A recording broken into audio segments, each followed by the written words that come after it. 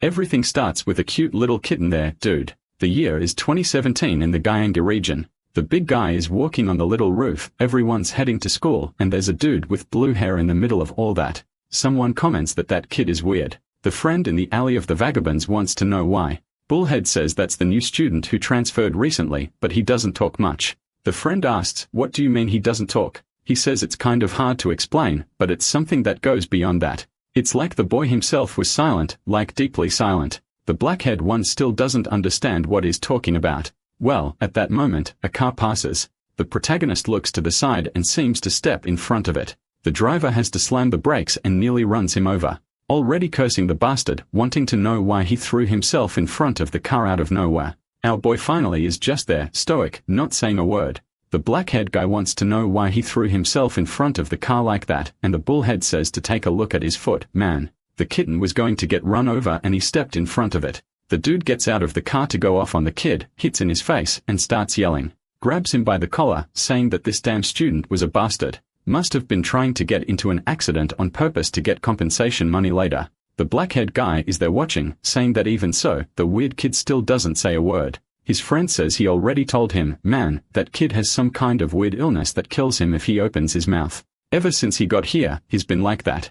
At that moment, a girl from his school comes running and calls for the uncle, asking what happened. The girl gets closer, calls out to Jijin, and asks if he's okay and what happened. The old guy says that this weird kid threw himself in front of the car. That was a very obvious strategy to get money out of others. The girl looks at our boy and says she thinks he must have had some reason. Then she starts bowing, saying she apologizes on his behalf and asks to let him go just this once. She shines while begging. The guy says fine, but there wouldn't be a time. The black-haired guy in the alley asks why Yenna, the queen of class 5, wants to protect this kid. The other one holding the cat says maybe it's because they are from the same class. This kid had barely arrived and was already tiring everyone out. He asks the kitten if it agrees, but the kitten turns and grabs him. Dude.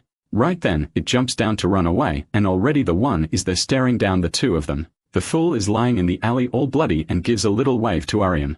She, however, just gives him a little stare and turns away. Man. The friend asks why she seems to have such a cold aura. The fool responds that only made her even more attractive. Just like they had the goddess Yenna in class 5, they had Ariam in their class. The friend turns and says that wasn't attractive at all. He was just being ignored like a loser. The friend tells him not to worry too much. She was just a little shy. Maybe you could say she was an introverted but kind person. The only downside is that she really didn't talk much. The friend comments that apparently she was just like that weirdo who threw himself in front of the car. But Bullhead says not to compare her to that weirdo. The friend says okay, tells him to go clean up that blood while our boy is calmly heading to school. In the class, it's a mess, people sleeping here and there while he's standing still in the middle, static, stoic, not moving a single hair. Everyone's talking, telling jokes, and is just there, man, in complete silence. Suddenly, he opens his eyes and there are some girls filming him, saying that once again he's meditating in the middle of the class. The two were there staring at him up close, saying that he's been there a month now. And since the day he arrived, he does that meditation every day. It was impressive. To celebrate a month since he arrived, she even took a little picture and wants to know what he thinks. If he didn't like it, he just had to click the delete button. She says he doesn't need to hesitate just because she helped him before. And then she says that since he won't delete it, that means she has permission to keep his photo and thanks him. Right at that moment, dude, someone opens the door. By the way, he gives off an intimidating aura. Man, you already know. That one either came to get beaten up or to throw punches. He's not gonna stay quiet. The name of the bastard is Seo Taksu, and he already comes with bullying in his name. Everyone looks back. Dude. The jerk with the facial filler is just standing there facing everyone. He sees from afar all the girls asking for Jijin's photo, man, telling him to send it on WhatsApp. Then he notices it was our boy and says the vibe there looked pretty nice. He asked our guy why there are always so many girls around him like that. To be honest, he says that he himself kind of looked like a girl. He grabs the guy's arm and says he should be a man, but that little arm was really feminine. What the is he touching his face, man? What is this? I thought the guy came looking for a fight, but I didn't think the fight he wanted was between four walls. He even says he might fall in love because he's so soft. Okay. Jasin is just standing there quietly. Right? Just confused by this crazy guy. Yenna tells the damn Taksu to cut it out because nobody's laughing. But he messes with our boy's hair, saying he does it because it's too cute. Then he turns to Yenna and says he invited her to go to karaoke yesterday, so why didn't she show up? She gives him a hard stare and says she went to bed early because she was tired and he should understand that since she sent a message. He says though that they had already made plans and that even if she was tired, she should have shown up. When her boyfriend calls, she has to go because he was tired of waiting. Dang, man. He already has Yena, and now he wants our protagonist. Greedy, aren't you? He turns around saying that it's good she doesn't skip today, and she says she'll see. Right then, another nerdy guy who probably doesn't get beat up enough pulls out a chair for him. Dude. The freeloader flops down and spits. Then class starts with the teacher talking about some Mediterranean civilization stuff. Sometime later, the boys seem to be playing a pretty honest foot volleyball game, and meanwhile, our boy is just sitting on the bench when someone approaches. Here comes Yena provoking again out of nowhere, saying it's way too hot. She sits real close asking if he's not feeling hot too. She blows some breeze on his face, asking if he likes it and if he finds that refreshing. But he's just there, as always stoic. She laughs, saying it's ironic how he never says anything. Meanwhile, Taksu is in the middle of the court, just glancing back, seeing his girlfriend acting like that toward another guy. That wouldn't make anyone happy in this world. The problem is he got distracted. The guy on the other side gives a big kick to the ball, and it lands right on his cheeks. Man, but the guy just tanked it, and the ball went flying. Ronald Yu apologizes dude saying he was just trying to make a pass. Taksu turns around saying now his face got wrecked, but he claps and says it's all good. That only happened because he wasn't paying attention, and it's best to just keep the game going. At least the guy handled it maturely though at the same time, he's just staring at Chujin in the background. A while after recess, our boy is on the rooftop, like, always alone and quiet. When suddenly, the door opens, man. They cut to our dear Ronaldinho, who's apologizing, saying it was an accident. But Taksu says he knows he'll only regret it after tasting a little blood. The poor guy's legs are all shaky, and he'll re on the floor, man. Right then, Jijin gets up, and one of the guys glances back and gets startled. He asks what the hell that freak is doing there out of nowhere. And then Tatsu says it looks like he's going to eat alone once again. He really was a weird kid. He goes to give the fool a haircut, saying he's about to make a masterpiece. He better pay close attention. The buzzer does its job and everyone's laughing, saying this is a perfect work of art. He shows it to our boy and asks what he thinks of the masterpiece. The poor kid is just left with two little tufts of hair. Everyone is cracking up while the guy wants to know what Jijuan thinks. Obviously, he says nothing, and Tatsu wants to know why he's not laughing. Then he gets closer and says that for a masterpiece to be perfect, the model's look was necessary. And looking at the boy, he was sure he'd be perfect for that. Maybe it was time for him to create a masterpiece right there too. The buzzer gets closer and he asks if he doesn't want it. If he doesn't want it, he just has to say no. But if he doesn't say anything, that means yes. Obviously, our boy doesn't respond and he says it's decided then. He comes in with a buzzer saying that now he's going to look more beautiful than ever. But suddenly, Taxi's expression changes. He says it's best he be careful. Soon enough, he was going to cross a line and things would start to get weird. Then he raises the buzzer and says he won't cut it after all. He knows that if he shaves the kid's head, the girls are going to be on his case. So he turns around and tells everyone to leave. Meanwhile, the poor guy is left there with just two little hair tufts. He picks up his phone to take a look and sees the disaster that's left. Takes a little photo saying he'll leave some evidence, but is mad that those bastards could at least finish the job instead of leaving those tufts. Suddenly, he looks back, stands up, and asks why Ji-John isn't laughing. To be honest, he also thinks it's funny, so he can just crack up. But Ji-John is just there, stoic. The guy says he really is different from the others. If it were him sitting on that bench and he saw someone with that haircut, he'd die laughing. He steps away, saying he's thankful that our boy isn't laughing at his face.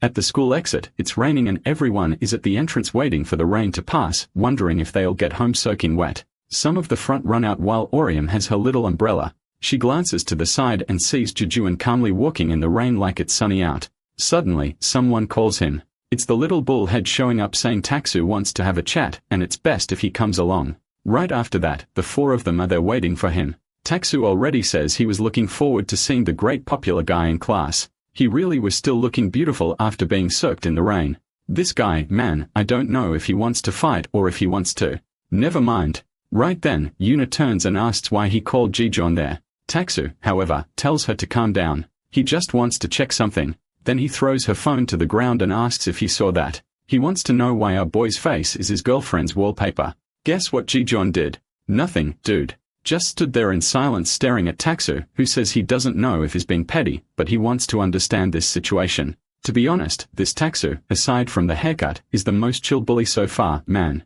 He took a soccer ball to the face, didn't do much, just complimented our boy's looks, and really the one causing all of this is Yana, who keeps flirting with our guy even though she was a boyfriend. And she even tells Taksu that she's only using him as wallpaper because he has a cool vibe. The guy, obviously confused, asks if it's really just that. Yannick gets close to our boy, grabs him by the arm, and tells him to just go.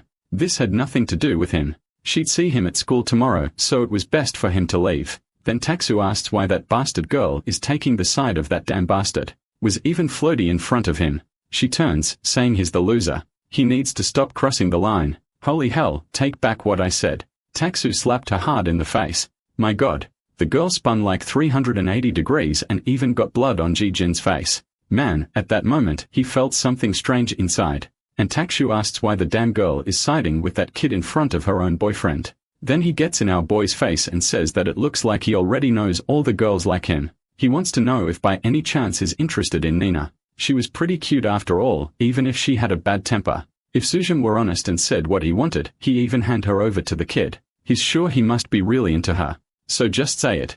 Yina, still on the ground, laughs at that whole thing about them being boyfriend and girlfriend. She wasn't with someone who throws parties and buys drinks for other girls and still makes bets on social media. He turns angry saying he already apologized for that damn mess. It was his friends who invited and set up that situation. He wasn't to blame for any of it. Yena says whatever, he wasn't worthy of being her boyfriend anymore, so it's over. Man, but then he hit her with Ronaldinho's kick right in the stomach. Even Jijun felt the pressure from the impact. Dude, the poor girl is trembling all over. All twisted, Yena says that it really is the end for the two of them, that she must have been crazy in the head to ever date him. But he just grabs her by the collar and asks who gave her permission to break up with him. Okay. That's how it is. Fine then. But she just says she doesn't care. He wants to hit her again. He can go ahead. He says fine then. They'd settle this now. But when he goes to punch her, man, his arm gets blocked. Jijin had thrown his shoulder over it, and Tatsu wants to know what he thinks is doing.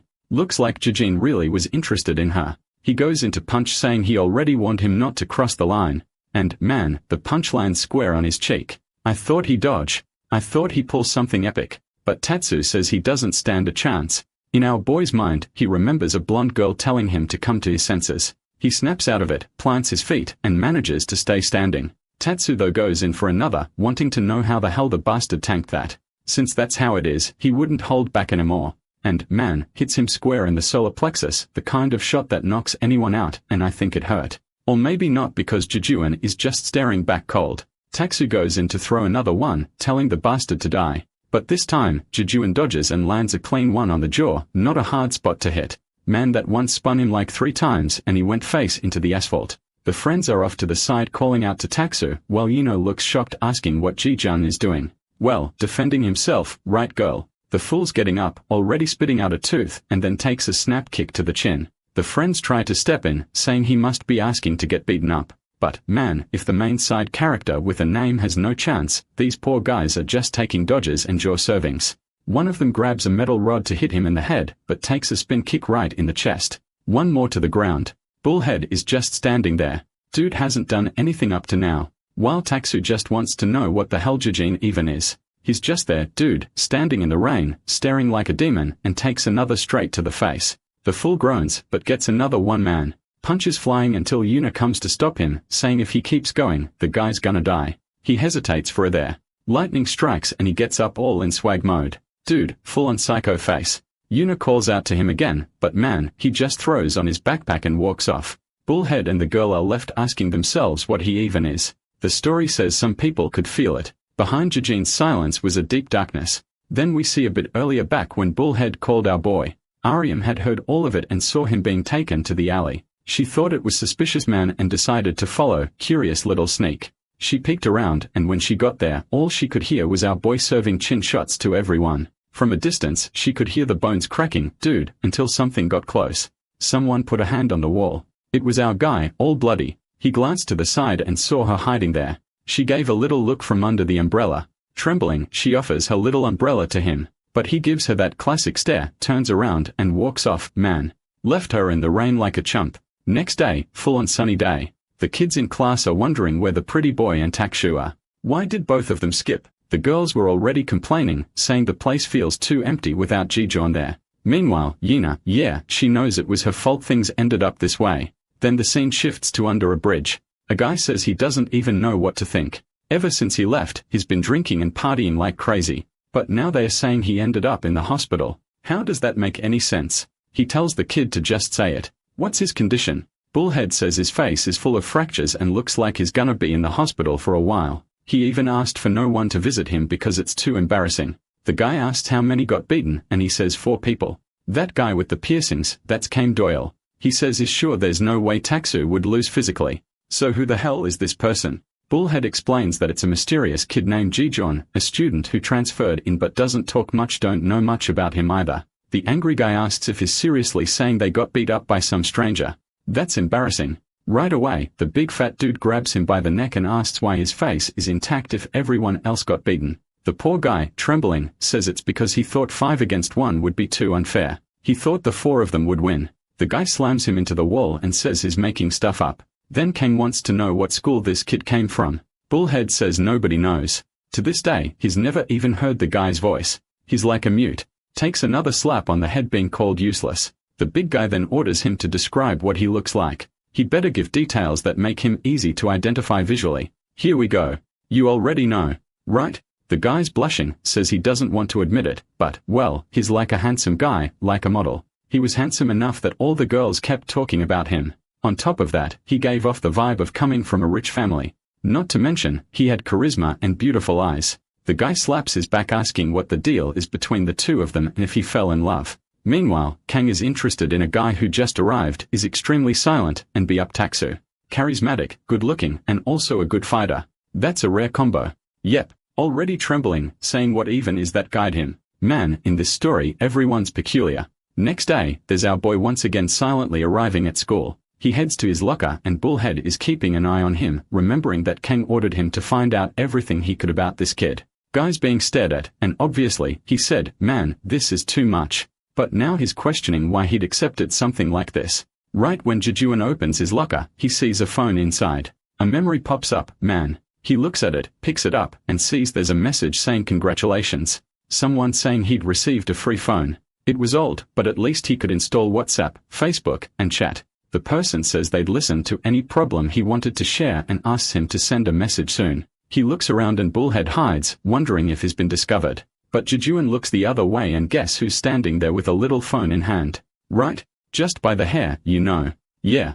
She's clearly in love. He looks at the screen while she's standing there red like a tomato, waiting for the boy to message her. Bullhead's wondering what he's going to do, and then Jijeon just puts the phone on top of the locker and walks away, man. The guy rushes over, grabs it to check, and sees it's an old model. Clearly wasn't him. He's kind of confused wondering why Jijeon discarded it and why it wasn't locked. But suddenly, someone shoulder checks him, man, and he hits his face on the locker. The girl grabs the phone and vanishes. The poor guy is all twisted, trying to figure out who that crazy girl was. Meanwhile, one of Yena's friends is saying that her aunt has a poodle that had a baby and it's too cute and she wants to adopt it. But clearly, Yena isn't listening to a thing. The friend tells her to stop zooming out and focus. Embarrassed, she says she's focused, but the other one already calls her out to say she's lying. Bet she's thinking about Jijeon who's absent again. Blushing, she says no. She doesn't think about him like that all the time. But right then, her friend's face suddenly turns red too, calling out the name Jijeon. There he is, the badass, standing right in front of the man. One look from him and Yena is already frozen there, not knowing what to say. She hands everything to her friend, tells her to wait there, and runs toward him. Out of nowhere, jumps in and gives him a hug, dude. Everyone around is kind of confused. While Yang is already crying saying she was really worried about him and asking if he's okay. He had saved her, and that was something she would never forget. She would be grateful to him forever. Bullhead is off to the side watching and seeing that it's confirmed the girls are in love with him. He decides then to make another note. The information is gathered, he arrives late to school, most of the girls like him, and he still doesn't speak. That's it. With that, another school day ends and there's our stoic guy walking home. On the way though, there's a guy on a motorcycle smoking a cigarette, just staring. Right away, he's sure. From the looks, it could only be the kind of bastard who likes to show off. He whistles, calls out to the one with glasses, who gets on the bike, man, and the two head toward our boy. One on each side corners him and asks if he's that guy, Jaejong.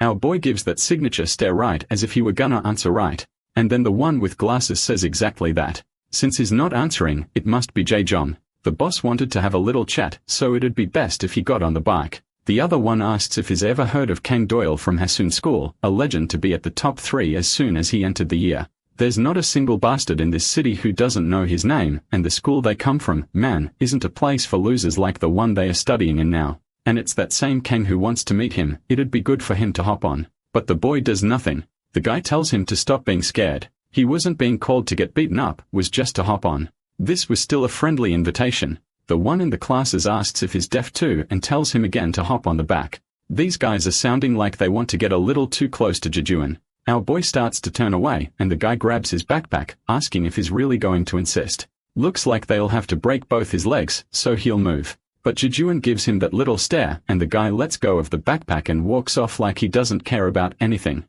The dude drops the backpack saying that bastard is a freak and both rev up the motorcycle heading toward him. But he had already gone into the alley and the guy tries to make a maneuver and slams his shoulder into the wall. The other one manages to handle a move better, dude, but Jejuan was already climbing the stairs and the bastard comes charging. Man, is he really going up the stairway on the bike? Gaijinobu gives a little nudge to a trash bag, dude, and then a kick straight to the guy's chin. Sends the idiot flying with the bike crashes into his friend. Both of them roll down the stairs, a motorcycle on the ground, almost die, completely wrecked. Right away, the dude dedicated as always tells the other to get up and go after that bastard. He starts running up the stairs. Man, the kid is like a ghost. You see him in the corner, but when you get there, he's gone.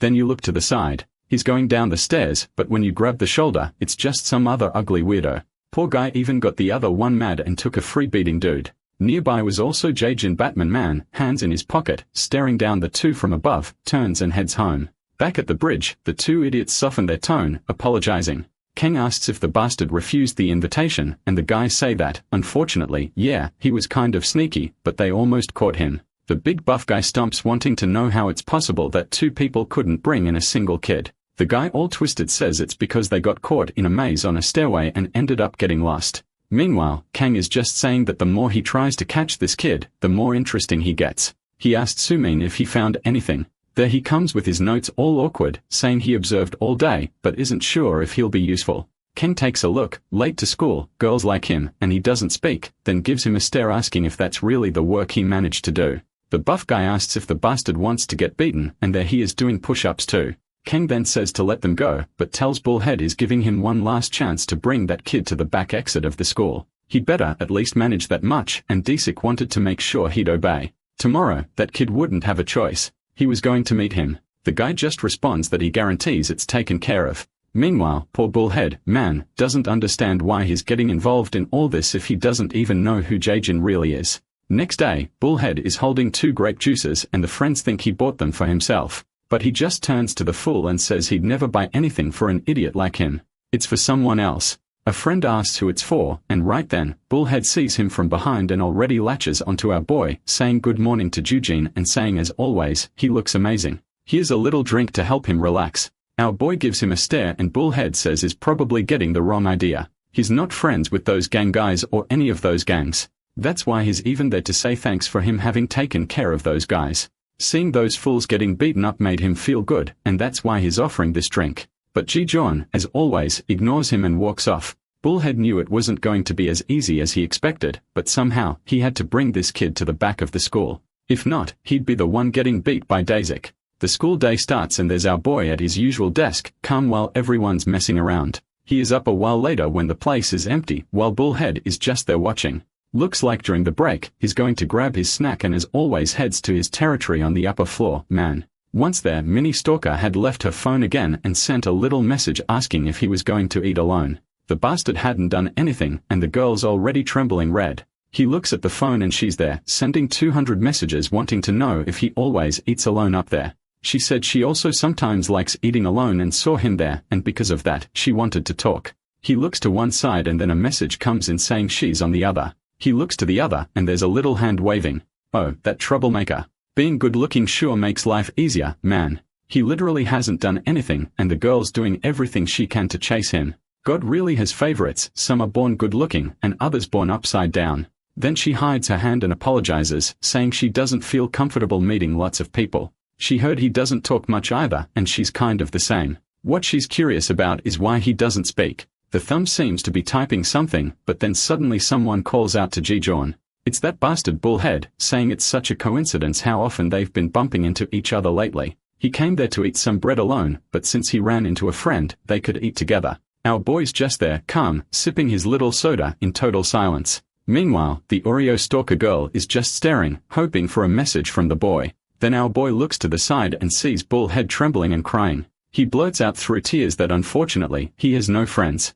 That's the only reason he tries to hang out with Taksu and the other guys. Didn't want to be someone isolated, you know. He's scared of being alone. Maybe the two of them who are both loners should stick together. But, man, Jaejun is just there, static. Doesn't even look at the guy. Bullhead is nearly dying of frustration, wondering why nothing works on this damn kid. Even managed to force out some tears, you know, from deep down where there's no reaction. Then Zujan gets up and starts walking away, poor guy. But the bastard grabs his arm and begs him to wait, desperately asking if they can be friends. But Zujan just keeps walking, dragging the guy along. Dude walked off, slammed the door, and left him abandoned. Messages are coming to his phone from Dasak asking why they still haven't shown up and where the kid is. Bullhead is biting his nails, man. If he doesn't bring that kid, he's the one who's going to get beaten. So he runs out of the classroom desperate, saying he still has a chance. He looks around the classroom, doesn't see the kid until he spots the lunatic sitting on top of one of the desks. Bullhead's already all red, wondering if the bastard is filming a commercial.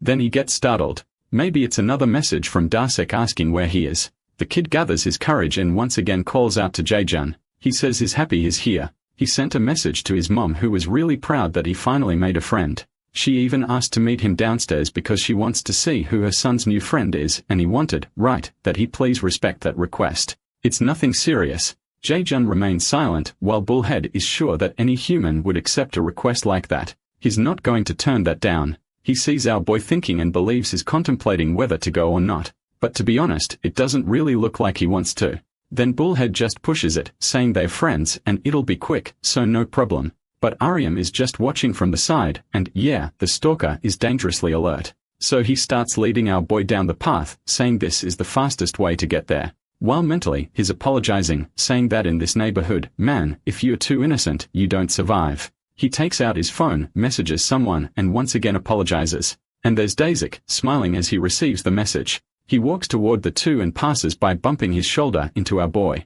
Man, the kid went all limp, and the guy already grabbed him by the backpack, telling him to be more careful and saying that walking like that, he's going to end up getting knocked over. What the hell, dude? Before our boy could do anything, the guy already yanked him by the backpack and slammed him into the wall. The guy steps in close and says it's a pleasure to meet him, grabs him by the neck and says he really does have a pretty face. Here comes another one. But on the other hand, it seems like those skills people talked about were kind of exaggerated. Until Jaejun puts his foot on his chest and pushes him back. Our boy lands on his feet, but the little phone he got bounces on the ground and was heading for the storm drain. He gets distracted seeing that, and at the same moment, Daisy comes in to throw a punch. Man, he's forced to pull his arms up to defend, but even so, the impact hits hard. At least with that block, he managed to throw his foot back and knock the phone away from the drain. The guy clenches his fists and says it's time to finish him, stares him down and asks if he really thinks he can win with their size difference, and our boy's just there. As always, guess what? Silent. While Bullhead is off in the distance apologizing, saying that if he gets beat quickly, Daisy will stop right away.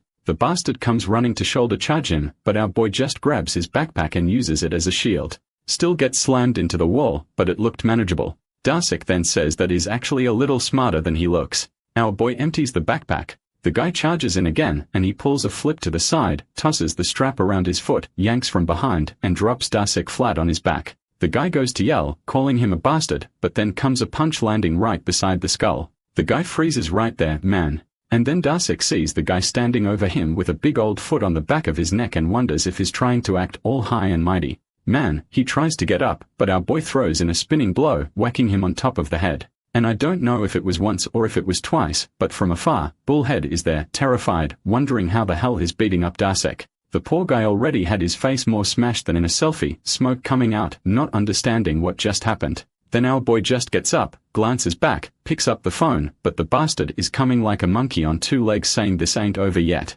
Our boy turns around to try to defend himself, but ends up dropping the phone. Right then, he grabs it and says that from the looks of it, this thing seems important to him. All he came here to do was bring him to Condoyle. It's a shame he won't be able to deliver the kid beaten up. Then he calls someone, the bike guys show up, and he hops on saying that if he wants this phone, he'll have to go to Sagisha Park. His welcome party was already prepared. The bike grabs up and takes off, and right then, Bullhead comes up trying to make small talk, asking if he's hurt and what happened. He really was close to getting beaten up, but what's he gonna do now if those guys have his phone? If he doesn't go now to get it back, all the information could be leaked. He could forget about meeting his mom and go straight to the park. Our boy, as always, is just there in silence. Bullhead thinks, man, he did more than 120% of his job. He doesn't know if the bastard will go or not, but there's nothing more he can do. Then Jejun gets up and starts walking. Since his house is in the other direction, Bullhead figures he's actually going. Scene shifts to our boy climbing a staircase. Man. He walks past the burnouts there, all smoking and cutting their lifespan short. When he gets to the top, yep, a proper reception is waiting. Just a bunch of K-pop dancer lookalikes with colored hair and piercings all over their faces.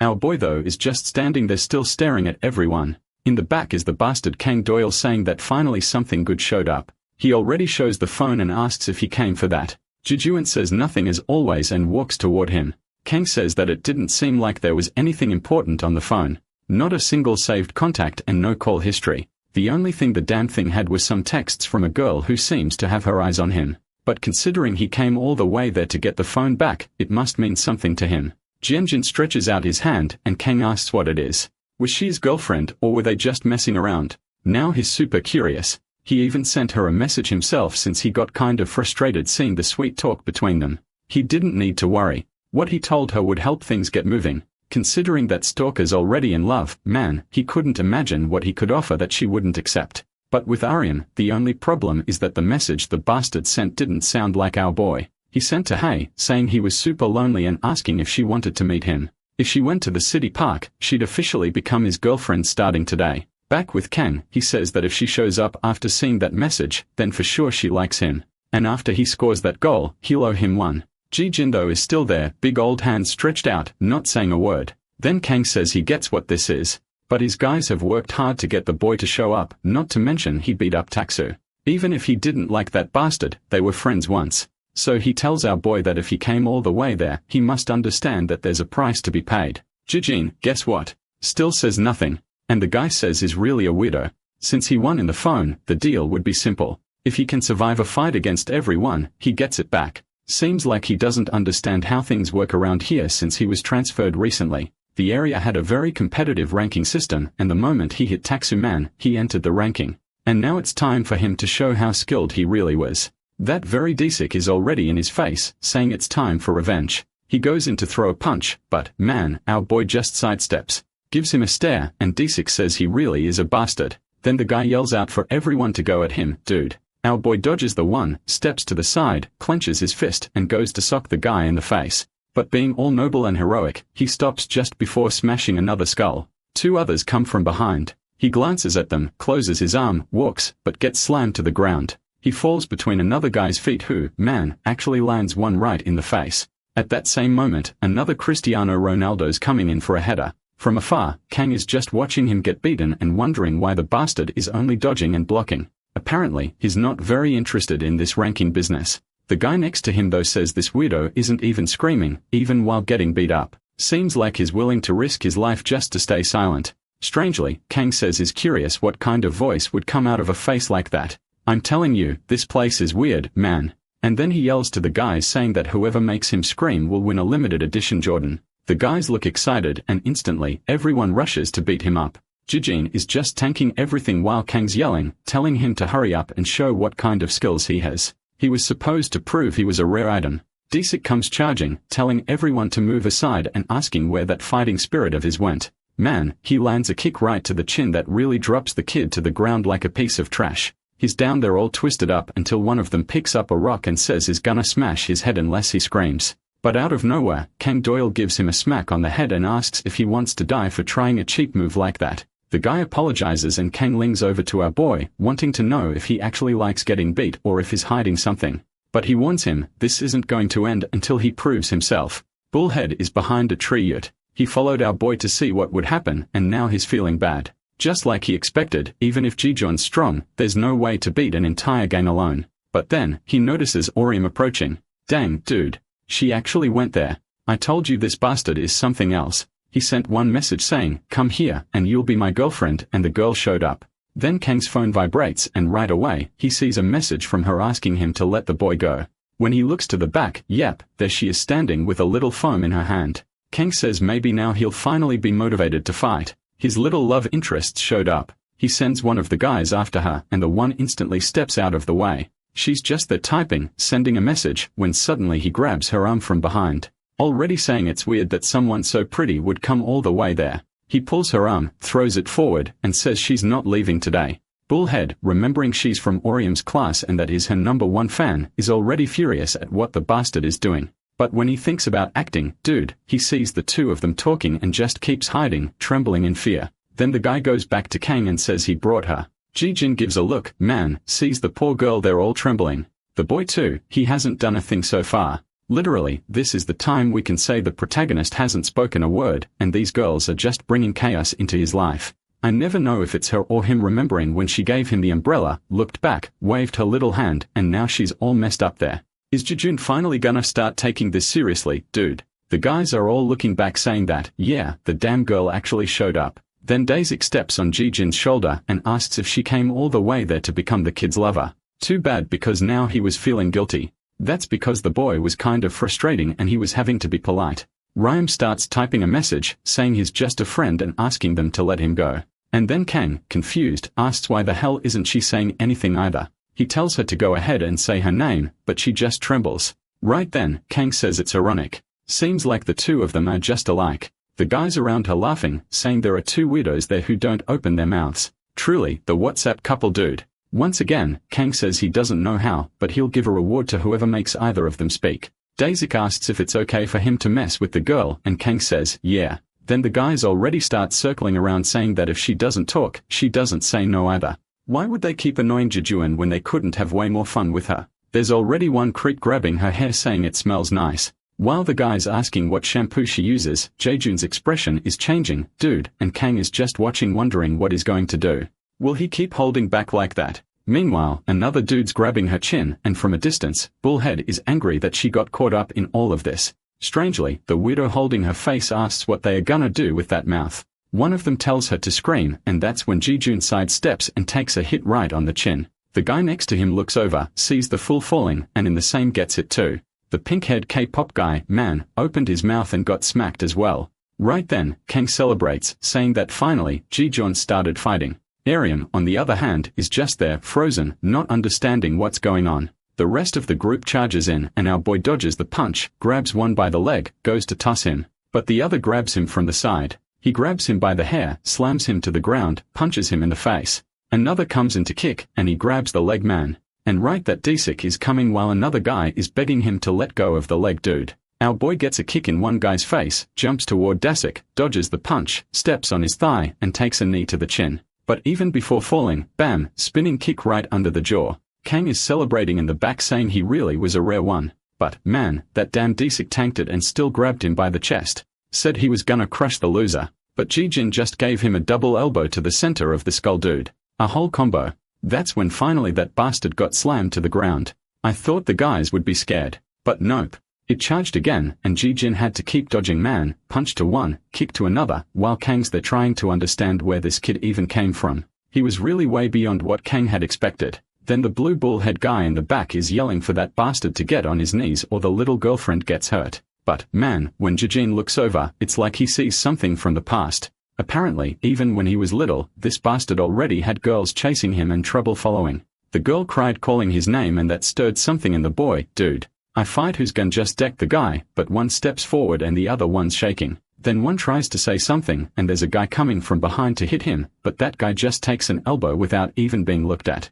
Right then, G charges. The guy says not to come any closer, but gets decked right in the face anyway. Already down on the ground, and now it's just like the taxi scene, man. Ji-jun snapped and started unloading punch after punch into the guy's face. Then Kang in the back says that's enough, tells him to stop, shows the phone, and tells him to come grab it already because he deserved it. The only price was that he'd have to join the group. That's because he just couldn't resist the things he wanted. Man, what a little villain this guy is. Right? Still waiting for the straight villain in this story. Our boy gets up, goes in with clenched fists, and Kang stretches his arms to the side saying it's over man. What does he think he's doing? He'd already had enough fun, so there was no reason to stare at him like that. But Man Jejun just raises his fist. Ken glances over, and he's the one who gets into a fighting stance. Dude leaves only the afterimage behind, steps to the side, and lands one square on Jejun's chin. Damn. I thought he was gonna get clobbered by those goofy guys. Our boy hits the ground, and I don't know if he's awake or knocked out, but is pretty beat up. Then Kang approaches and says he already told him to cut it out.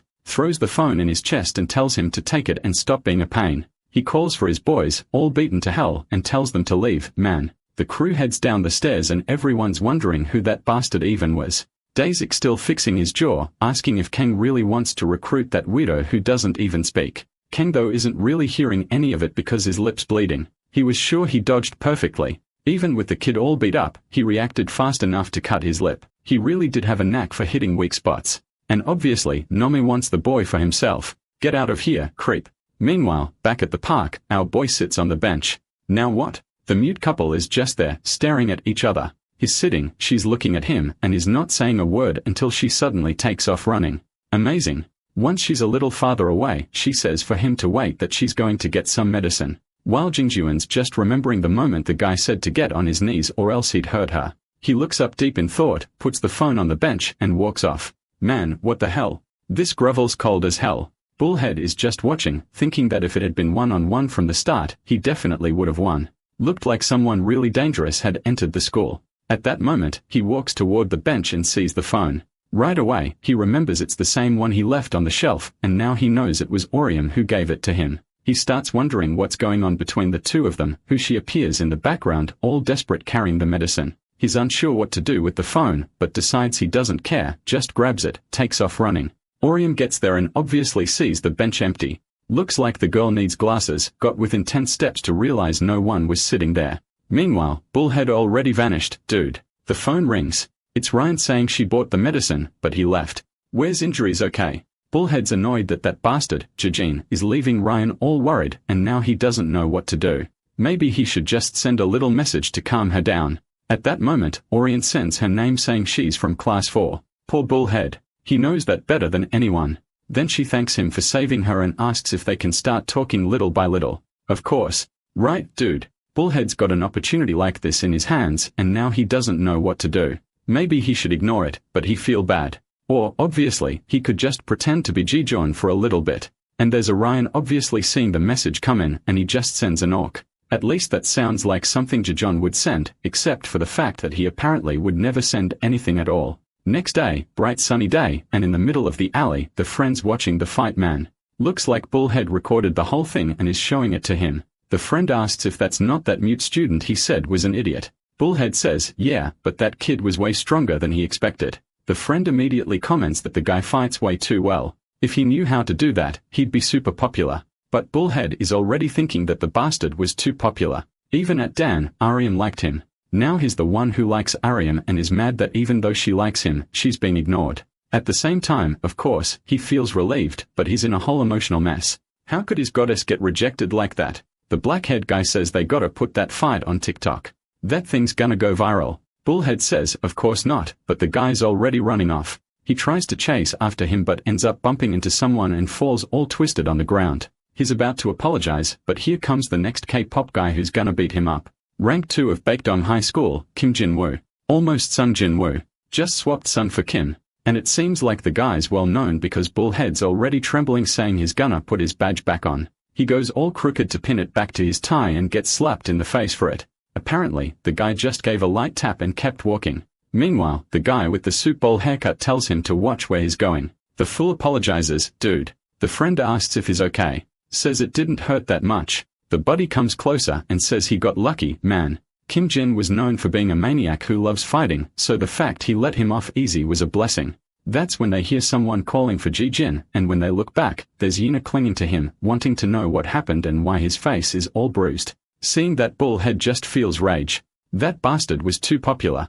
Arya, now Yina. He doesn't understand why this damn guy is the god's chosen one. Then his goddess, speaking of her, walks by. He gives a little hey just to be completely ignored. At that moment, he figures that to get close to her, they'll have to get close to Ji-jong. Meanwhile, the friend's there with his phone, already posting the transfer students' fight to TikTok. Not long after, in class, the little bald guy is getting his head doodled on again. The dude drew an emoji on his scalp, and it actually looked kinda cute. Says that at least from that side, he looks better now. Everyone's cracking up while he's sitting there realizing his life's a mess. The guys even say that from now on, he's gonna have to walk backwards to have better luck with girls.